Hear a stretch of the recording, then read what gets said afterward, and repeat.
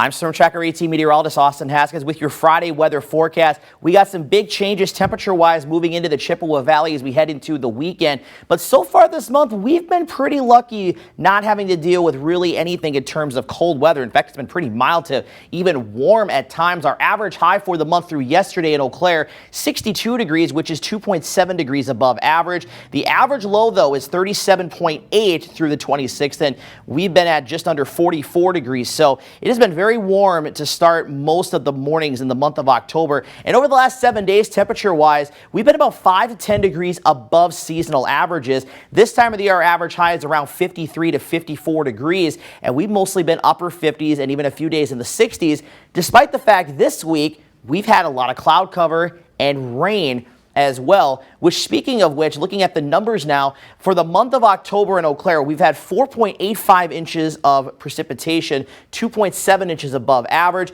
For the year now, our deficit only 1.15 inches below average, though that will go up a little bit the next few days because we are going to start to dry out just a little bit. But the good news is, though, that rain we picked up this week has certainly helped things out in the drought monitor category. So here's last week's update. You can see a lot of the areas still in that moderate drought, a little bit of some severe drought around Ladysmith and the Rib Lake areas, and then a couple of spots in that yellow area. But now that yellow area has expanded, which means the drought has gotten better and weakened across the Chippewa Valley. Still some areas of moderate drought from Rice Lake to Augusta, and then still seeing a little bit of that severe drought around Ladysmith and Rib Lake.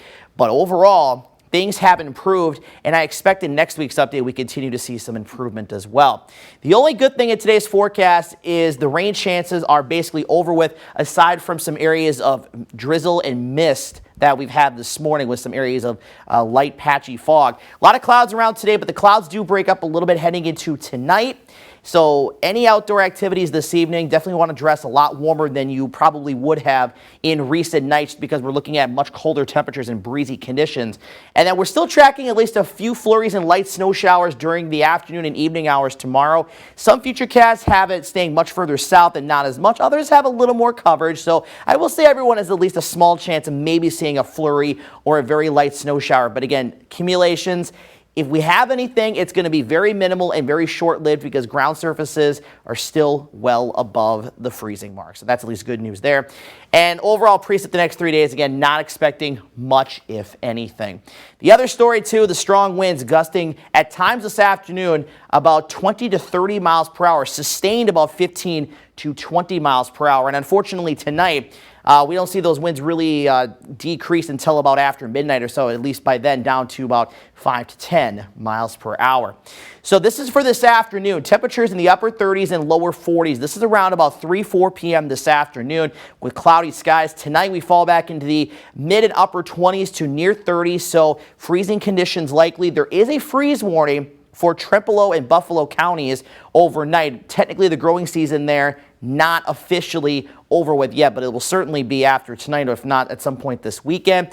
Cloudy with a few of those light snow showers, especially south tomorrow, highs 35 to 39. Sunday, mostly cloudy with highs then mid to upper 30s. And going forward, it doesn't warm up much. We stay in the mid to upper 30s through Tuesday. Of course, Halloween is on Tuesday as well. A few isolated snowflakes Monday night into Tuesday. Some signs of maybe a slight improvement in temperatures by Wednesday and Thursday of next week. But those overnight lows well down into the 20s. There could be a couple of spots, a few nights, maybe seeing temperatures in the teens.